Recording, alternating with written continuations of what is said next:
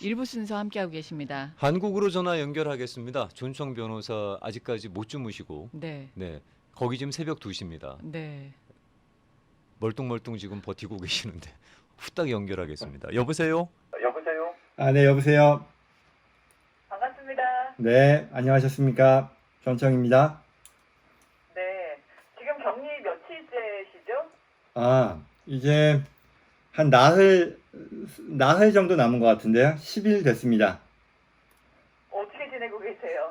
뭐, 처음에 걱정했던 것보다는 나쁘진 않은 것 같아요. 시간은 잘 가고, 또, 여기서 뭐 격리 중에도 뭐 할 일들 하고 하다 보니까 잘 가는데, 근데 네. 그거는 그거지만 또 한편으로는 제가 컨디션이 요 며칠 사이에 조금 안 좋아졌거든요. 그래서 웬고했더니 아마 그 이 생체 리듬상 바깥에 공기 안 쐬고 뭐 햇빛 못 받고 뭐 이런 게 좀 영향을 미치는 거 아닌가 싶더라고요. 혹시 지금 한국 장마중 아니에요? 예. 그래서 밖에서는 뭐 비가 왔다 안 왔다 하고 뭐 또 어두워졌다가 밝아졌다 뭐 이런 건데 뭐 어차피 네. 저야 뭐 안에 있으니까 뭐 그다지 상관은 없는데요. 뭐 일기예보 보니까 한 이번 주 말 다음 주 초까지 장마 기간이고 그 다음부터는 이제 뭐 네. 불볕더위가 시작될 거다 뭐 이렇게 얘기하더라고요. 그렇군요. 이 한국의 불볕더위는 습기까지 같이 있기 때문에 그 상당히 후덥지근할 텐데. 그렇죠. 지난주 저희랑 방송하신 거 영상 봤어요. 그랬더니 그 새벽 2시에 저희랑 방송을 하시면서도 잘 갇혀 있고 머리도 아주 잘 있고 그렇게 새벽 2시에 방송을 하시는데 오늘도 그런 상태신가요? 예, 완전히 설정이죠. 뭐 보이는 그 장면들은 어쨌거나 좀 깔끔하게 하고 뭐 나머지 다른 것들은 뭐 반바지 입고 있습니다. 아유 감사합니다. 네. 파자마 방송이요? 뭐 파자마 방송 장문 입고 그냥. 네. 많은 분들이 지금 기다리고 계세요. 또 그 사이에 어떤 업데이트된 내용들이 있는지 지금부터 이제 쭉 풀어주시죠. 네네. 한 가지만 더 여쭤보고 바로 본론 들어갈 텐데요. 예. 그 식사는 어떻게 하고 계세요? 밥은 어떻게 잘 챙겨 드세요? 예. 주로 여기 뭐 배달 음식들도 많이 시켜 먹고요. 그리고 제가 지금 있는 데가 그 저희 서울 사무실에서 굉장히 가까운 오피스텔이에요. 그래서 뭐 직원들이 이제 출근하면서도 뭐 챙겨줄 거 없는지 물어보고 퇴근할 때도 뭐 하다 보니까 또 이제 뭐 지인들도 신경 써주시고 해서 뭐 크게 어려움은 없습니다. 아유, 네.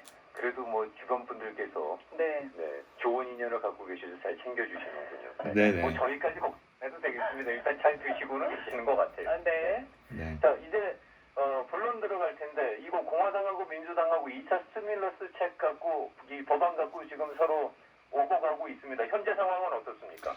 예, 뭐 아마 많은 분들께서 지난 며칠 사이에 그 관련된 뉴스 뭐 주류 언론뿐만 아니라 교민 신문 언론 통해서 접하셨을 텐데요. 뭐 드디어 네. 뭐 공화당의 어떤 공식적인 패키지, 그 2차 스티뮬러스 패키지에 대한 그 내용이 공개가 됐죠. 이게 뭐 이름하여 뭐 힐스 액트, 그래서 Health, 뭐 Economic Assistance, Liability Protection and Schools Act라고 해서 이름도 뭐 잘 지었는데요.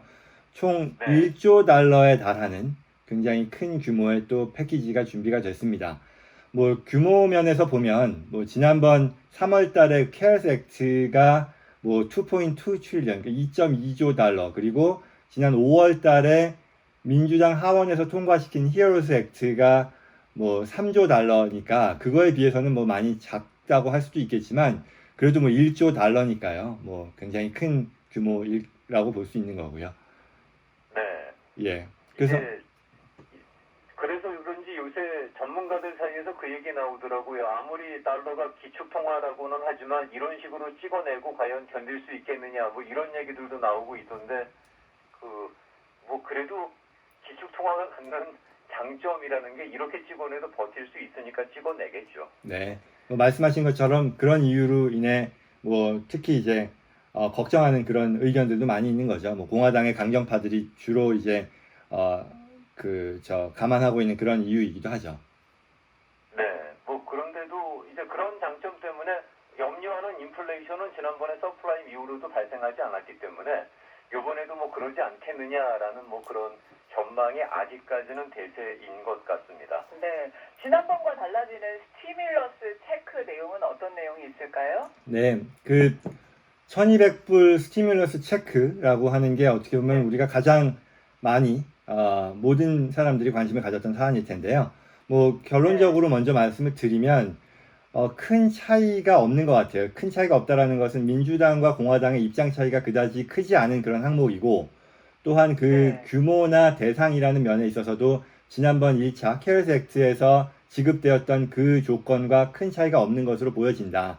그래서 뭐 개인당 1200불이 주어지고, 또 소득 수준에 따른 제약 조건이라고 하는 것도 같고, 그리고 디펜던트, 그 부양 가족에 대해서 지급하는 금액도 500불로 같고, 여기에 차이점이라고 하면 지난번 케어스 액트에서는 그 부양 가족이 17세 이하 자녀의 경우에만 해당이 된다였었는데, 이번에는 그와 같은 에이지 리밋이 없어졌다라는 게 차이라면 차이라고 할 수 있겠고요.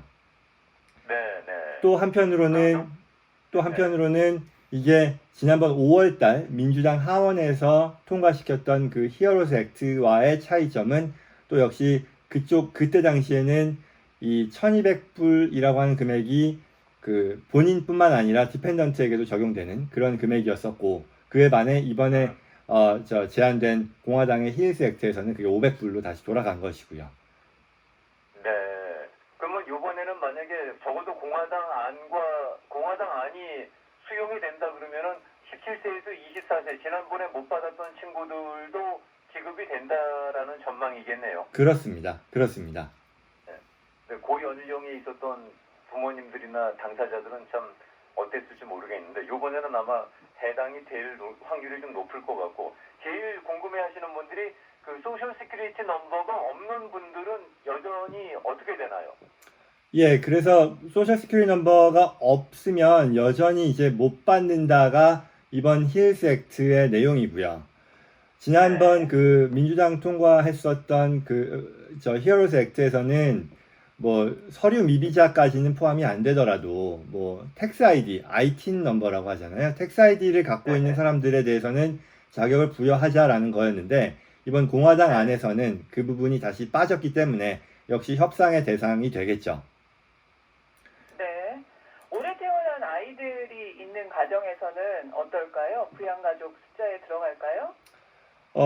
올해 태어난 게 이제 2020년도에 태어난 걸 말하는 거고, 해당이 됩니다. 그러나 이제 2018년, 19년도에 세금 신고서상의 정보를 가지고 지급이 됐었다 보니까 이번에도 그와 같은 방식이 되겠죠. 뭐 빨리 되면 8월 달부터 뭐 지급이 될 수도 있다고 하니, 그렇다고 하면 2020년도의 그 팩트에 대해서는 알 수 있는 방법이 없다 보니까 이번에 바로 지급하는데 해당이 되지는 않을 것이고, 그와 같은 경우에는 2020년도에 세금 신고를 할 때 해당되는 크레딧 금액만큼 혜택을 볼 수 있게 되겠다, 이렇게 봐야겠죠. 그 하이 인컴 레벨은 뭐 그거는 어느 정도 수위에서 해결될 것 같으세요?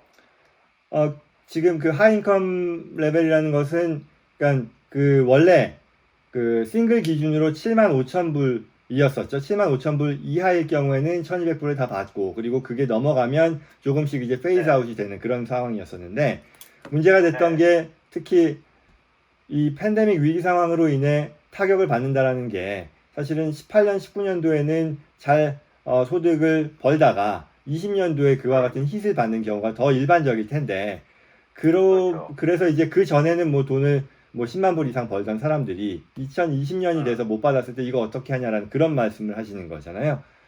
마찬가지로 이 20년도의 숫자를 기준으로 총 최종적인 그 혜택 금액이 결정되는 거기 때문에, 그와 같은 사람들 또한 20년도 세금 신고를 할 때 혜택을 볼 수 있다라고 봐야겠죠.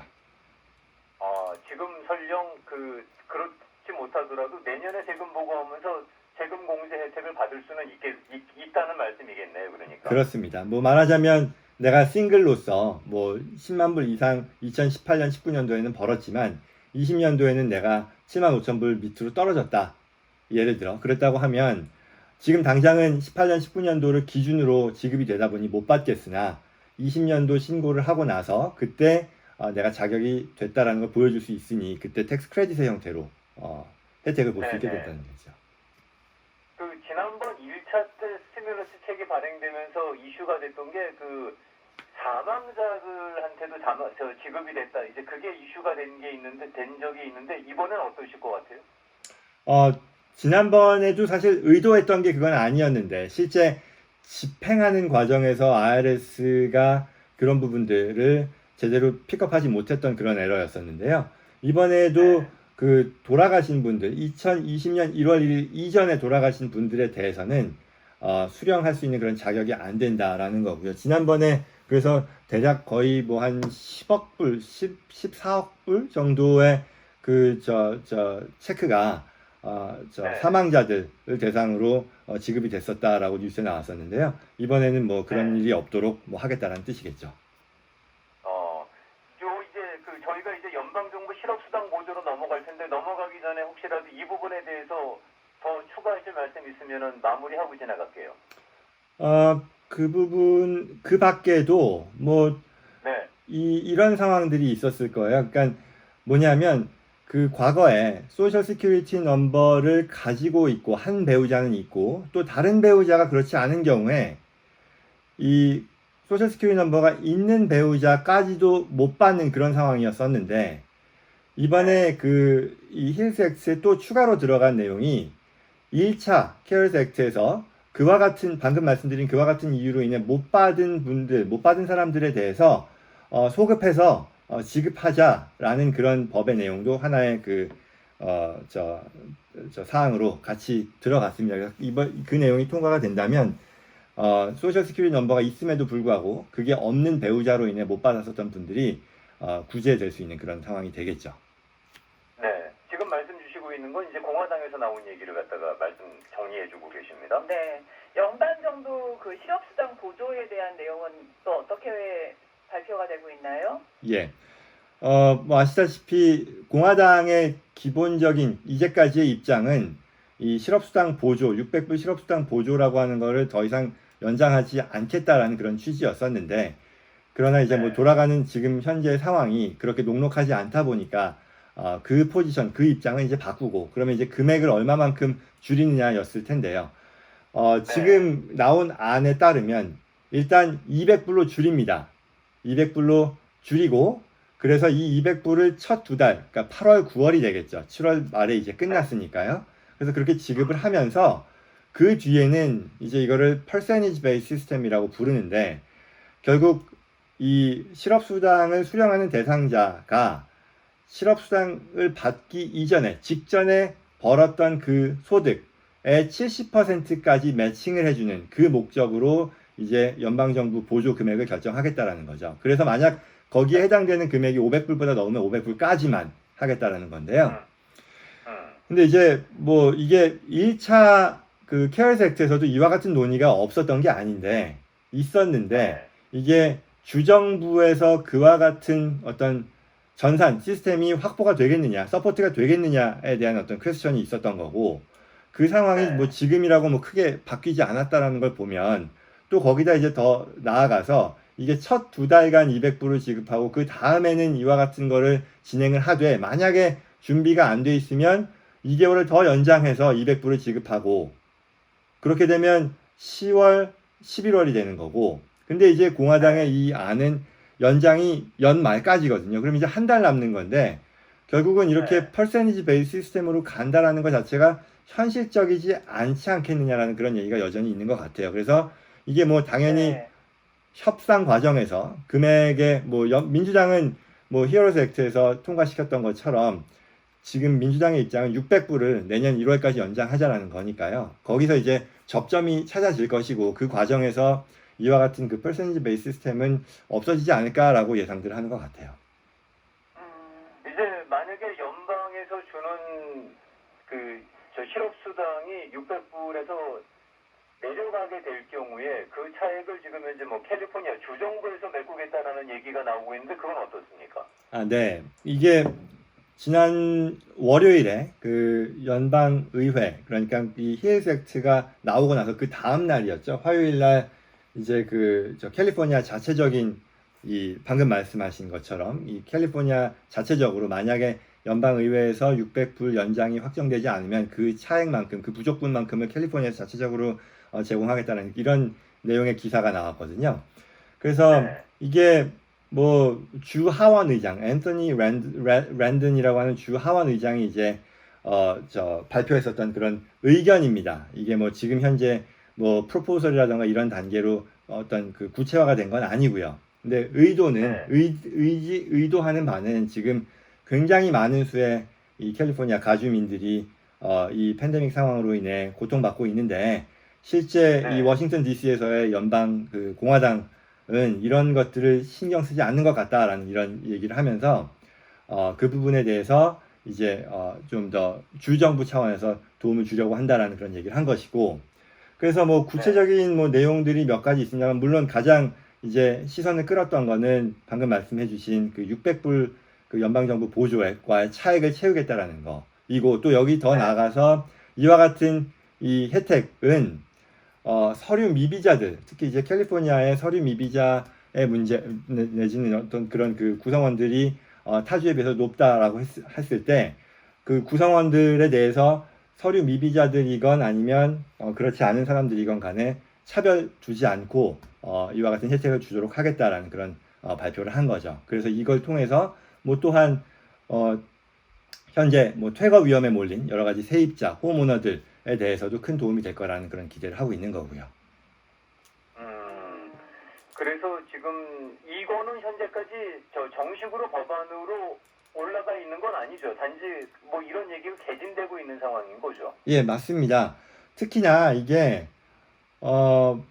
지금 그 연방의회에서의 논의, 협상의 여러 부분이 맞물려 돌아가는 거다 보니까 그래서 이제 그 이 안에 대해서 이 주의회 안에 대해서 주지사 뉴섬 주지사에게도 의견을 물어봤을 때 뭐 이렇다 하게 얘기를 안 했어요. 저 지켜보겠다. 특히 이제 연방의회의 협상 진행의 어떤 그 상황, 추이를 먼저 지켜보겠다라는 그런 입장을 표명을 했는데요. 이유는 뭐 당연히 지금 뭐 직접적으로는 그 실업수당 600불이 어떻게 결정될지에 대한 게 연방의회 차원에서 결정되어야 뭐 이 주 정부 차원의 그 플랜이 의미가 있을 테니까라는 것도 있겠지만 그것뿐만이 아니라 지금 계류되어 있는 그런 안건 중에는 주 정부에 대한 지원, 이게 그 민주당의 히어로스 액트에서는 거의 $1 트릴리언 할당이 되어 있었고, 근데 이번에 힐스 액트에서는 그 부분이 다 빠져 있거든요. 그러면 결국은 뭐 어떤 중간 단계가 중간 지점이 됐거나 어느 지점에서간 결정이 될 테니, 그렇게 되면 캘리포니아도 그 한 주로서 연방정부의 이 지원을 받게 되는 그런 게 결론이 나오는 거잖아요. 결국 그런 것들을 감안해서 지금 먼저 섣불리 뭐 어떻게 하겠다라고 얘기할 수는 없는 그런 상황으로 보이고요. 네. 그럼 지금 캘리포니아 같은 경우에는 글쎄 지금 나오고 있는 얘기가 학교 대면 수업을 위한 보조를 해보겠다. 그 다음에 저소득층 지역에 대한 인터넷 확충을 해보겠다. 뭐 이런 얘기도 같이 나오고 있지 않나요? 맞습니다. 그래서 지금 말씀해주신 내용은 결국 이 주 정부 차원에서의 뭐 스티뮬러스 패키지에 대한 의견이고, 이게 뭐 구체적으로 나오진 않았지만 방금 말씀해주신 것과 같은 뭐 이런 그 저소득층에 대한 보조, 뭐 earned income tax credit이라는 그런 컨셉이 있는데요. 그런 것들 또 대면 수업을 위해 얼마만큼 학교가 그 준비되어 있는지, 준비되지 않은 학교들에 대해서는 그와 같은 목적으로 보조를 해주고, 또 온라인 수업을 진행하는 데 있어서도 인터넷 환경이라든가 이런 게 제대로 되어 있지 않은 그런 저소득층 지역에 대해서 인터넷망 확충을 위한 뭐 예산을 확보한다거나 뭐 이런저런 또 뭐 세입자, 홈오너에 대한 어떤 구제책, 이런 것들을 다 언급하고 있는 게 이 스티뮬러스 패키지이고, 근데 이것도 뭐 적어도 어떤 좀 큰 그림에서 예산이 거의 뭐 1,000억 불에 달한다라고 하는 상황이거든요. 근데 이게 뭐 굉장히 큰 금액이고, 지금 또 캘리포니아 예산이 이렇게 녹록한 상황이 아니다 보니까 거기에서도 이게 좀 회의적인, 내지는 뭐 이게 정말 가능하겠느냐, 어떤 연방 정부의 보조 내지는 지원이 없다면 결국은 이걸 가능하게 하는 거는 뭐 하늘에서 떨어지는 게 아니고 연방정부 그러니까 뭐 페더럴 뭐 트러스트 펀드에서 이거를 대출해서 나중에 이제 갚아야 되는 그런 구조로 갈 텐데 그렇게 되면 네. 지난번 우리 뭐 2008년도 그 경제 위기 상황에서도 그와 같은 걸 통해서 연방정부 트러스트 펀드를 씀으로써 그 이후에 거의 10년에 걸쳐서 갚느라고 뭐 캘리포니아 입장에서는 뭐 증세도 하고 하면서 굉장히 고통스러운 과정이 있었는데 그렇게까지 네. 갈 어떤 뭐 준비가 되어 있느냐라는 그런 질문이 나오게 된다라는 거죠. 네. 그 섣불리 주지사가 뭐라고 답변하기가 참 곤란한 것도 저 주머니 사정 아니겠습니까? 그렇죠. 네, 뭐 섣불리 하겠다 말겠다라고 대답을 하기가 참 쉽지 않은 것 같고 지금 변호사님 말씀하신 것처럼 서프라임 때 그러고 난 다음에 결국은 주민들이 세금을 증세한 거를 냈죠. 그러면서 다 갚았나 모르겠어요. 이거 꽤 오래 걸리지 않았어요? 이거 갚는데? 예. 그래서 방금 말씀드린 것처럼 거의 뭐 10년, 10여 년 동안 뭐 이 캘리포니아 예산이 뭐 어떻게 충족되냐 뭐 이런 걸 하면서 증세하고 그게 세일스 텍스, 뭐 인컴 텍스 기업들에게 뭐 더 증세해서 이제 과세하게 되고 뭐 이런 것들을 겪었던 거죠. 네. 근데 뭐 아무튼 어려움을 겪는 분들한테 당연히 도움이 가야 되겠지만 그런 도움을 결정할 때 이제 주정부가 임의로 결정을 할 것이냐 아니면은 주민들의 의견을 수렴해서 결정을 할 것이냐 그 부분은 약간 절차상의 문제가 있지 않을까라는 생각이 듭니다. 네네. 다음 내용으로 넘어가 보도록 하겠습니다. 여기서 잠깐 쉬어가려고 했는데 그냥 달리는 김에 계속 달릴게요, 변호사님. 네네. 알겠습니다. 네, 그리고 조금 일찍, 뭐 5분이라도 일찍 끊어드리는 게 빨리 씻고 주무실 수가 있을 테니까. 네. PPP는 어떻게 돼가고 있습니까? 네.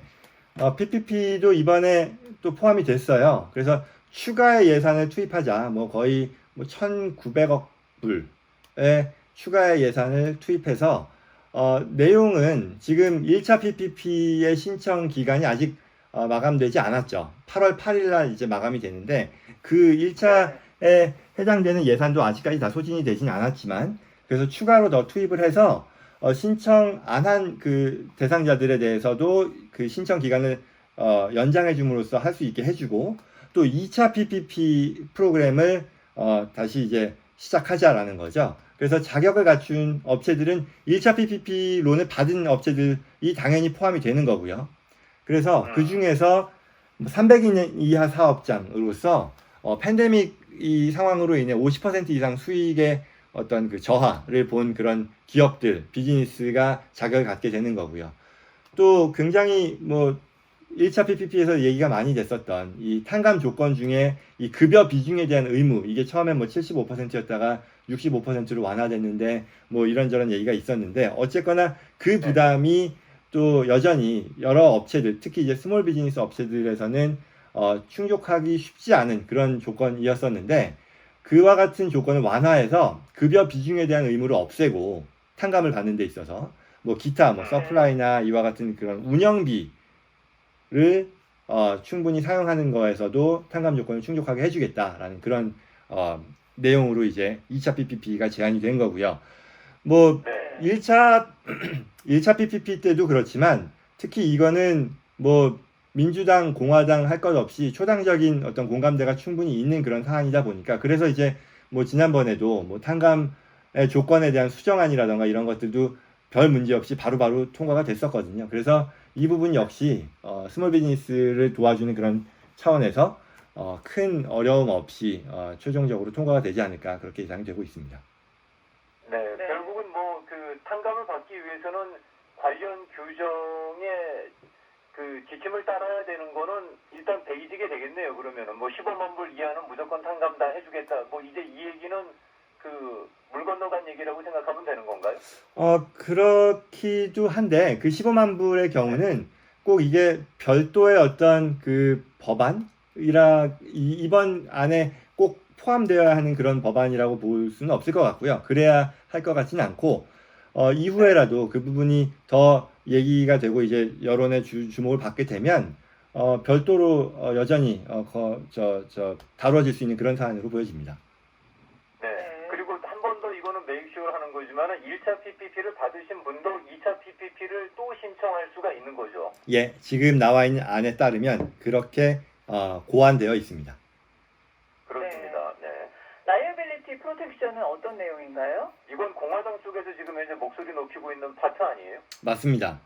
굉장히 지금 그 의견이, 양당의 의견이 첨예하게 갈리는 가장 큰 항목이라고도 할 수 있을 텐데요. 네. 이게 공화당에서는 그 미치 매커넬 상원 그 원내 대표도 이게 포함되지 않고는 절대로 추가의 논의는 없을 거다라고 할 만큼 굉장히 강조하는 그런 네. 사안인데요. 내용은 뭐 학교나 뭐 병원, 뭐 기타 사업주들이 이제 사업장을 다시 여는 데 있어서 이 팬데믹으로 인해서 발생할 수 있는 그 사업장 내 의료 사고가 있을 수 있는데 그로부터 나오는 어떤 소송의 위험을 막아주겠다라는 그런 취지인 거죠. 그와 같은 사업주, 뭐 학교, 병원들을 소송으로부터 보호하기 위한 그런 내용이 될 텐데요.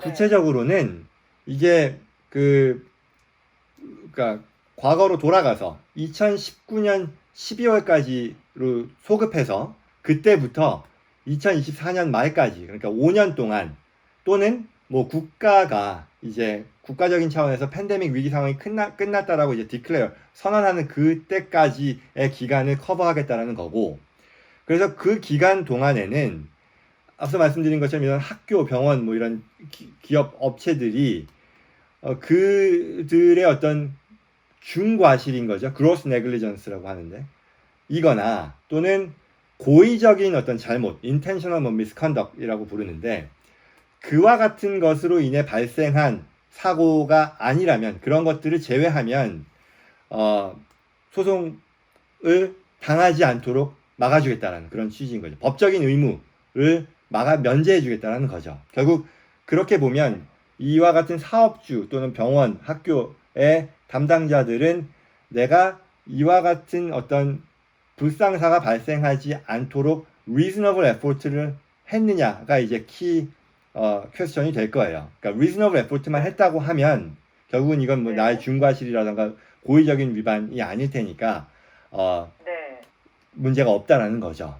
그래서 네. 결과적으로 이 내용이 뭐 통과가 된다면 뭐 어떻게 될지 모르겠습니다만 통과가 된다고 하면 결국 이게 뭐 좀 법적인 얘기입니다만 뭐가 중과실이고 뭐가 어떤 reasonable effort인지에 대해서 구체적인 어떤 그 구분이 또 그에 뒤이어서 나오게 되지 않을까 예상이 되고요. 민주당에서 반대하는 이유는 뭐예요? 그러니까 당연히 반대 민주당에서는. 예, 그렇죠.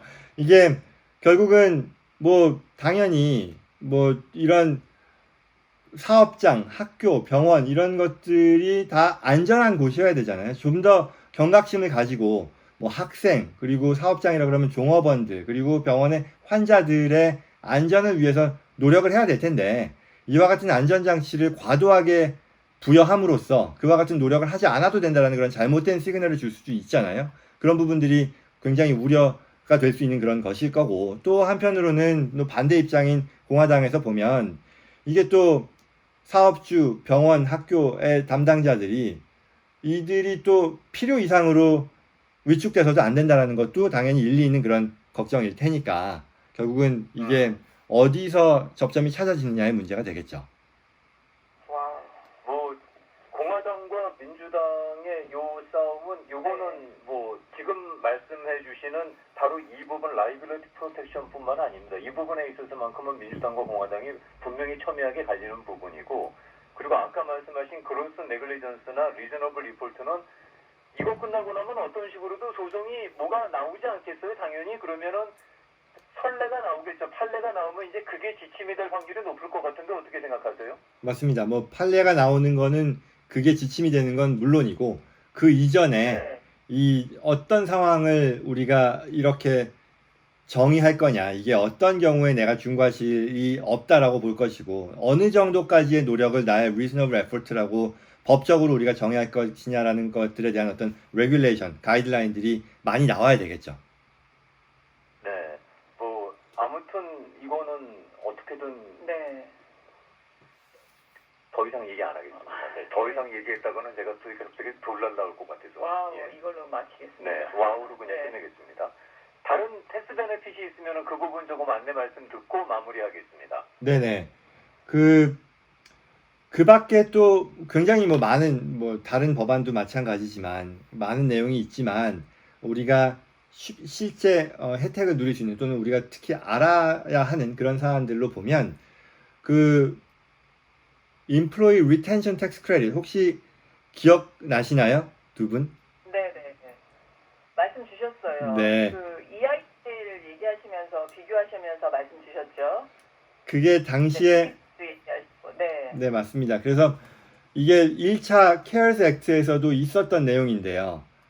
이게 그때 제가 설명을 드리면서 어떤 분들이 누릴 수 있는 건지를 말씀드릴 때 PPP를 못 받는 경우 또는 PPP를 신청을 했는데 그다지 내가 큰 금액의 론을 받지 못하는 경우 또 내가 받더라도 탕감 조건이 만족이 안 될 것 같아서 그래서 주저하게 되는 그런 경우에 하나의 얼터너티브로서 누릴 수 있는 그런 제도다라고 말씀을 드렸거든요. 왜냐하면 법에서 얘기한 게 둘 다 같이 할 수는 없다라고 나와 있기 때문에 그래서 당시에 그때 얘기를 드렸던 걸 아주 단순화를 시키면 자격을 갖춘 업체가 자격을 갖춘 어떤 종업원들에 대해서 1인당 종업원 1인당 지급하는 임금 급여 10,000불의 50%까지 결국 그거는 현금 가치로 5,000불이겠죠.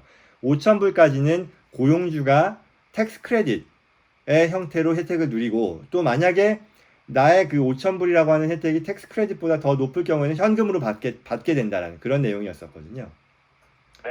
근데 이게 힐스 액트에서는 더 확대가 됐어요. 그러니까 원래 케어스 액트 상에서는 5,000불까지 종업원 1인당 5,000불까지의 현금 혜택이었다면 힐스 액트에서는 네. 종업원 1인당 3만 불까지 임금에 대한 65%의 혜택이라고 얘기하거든요. 이게 무슨 얘기냐면 숫자로 얘기하면 종업원 1인당 19,500불까지 고용주가 현금 혜택을 누릴 수 있다로 그 금액이 높아졌다라고 볼 수 있는 거죠. 네. PPP를 받으신 분들은 누릴 수 없는 혜택이죠. 그렇죠. 네. 그럼 PPP를 못 받으신 분들께서는 이 말씀해 주신 Employee Retention Tax Credit을 적극적으로 활용하시면 좋을 것 같은데요. 지금 만약에 이것도 지금 결정된 건 아니죠. 지금 그렇게 하자라고 제한되어 있는 상황인 거죠. 예, 맞습니다. 맞습니다. 네.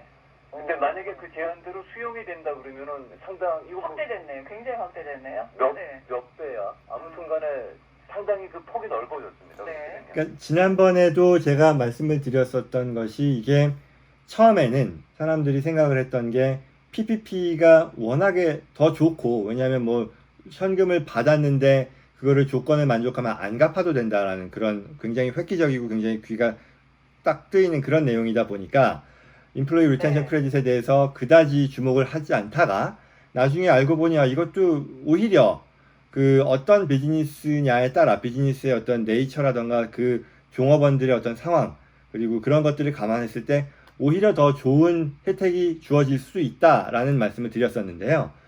뭐 네. 지금 이 자리에서 그런 구체적인 상황들을 또 더 디테일하게 들어갈 수는 없겠지만 여기서 금액 자체도 5,000불에서 19,500으로 높아지고 뭐 이런 것들을 감안해 보면 분명히 그 특히 이제 스몰 비즈니스 업체들 중에는 PPP보다 오히려 더 효용이 더 높은 그런 상황이 있을 수도 있으니까 이게 이후에 통과가 된다고 하면 그 부분을 같이 이제 두 개를 비교해서 평가해 볼 필요가 있겠죠. 그러네요. 알겠습니다. 네. 예. 변호사님 오늘은 여기까지 해야 될 것 같아요. 그러네요. 네. 네, 준비해 주신 사항들이 아직도 많은데 네. 네, 거기까지 가기는 좀 어려울 것 같고 이제 그만 다시 이게 전화 끊으면은 제가 전화를 받아서 편히 주무세요 이런 말씀 안 드리고 지금 그냥 끊을 거니까 네. 어서 좀 쉬세요.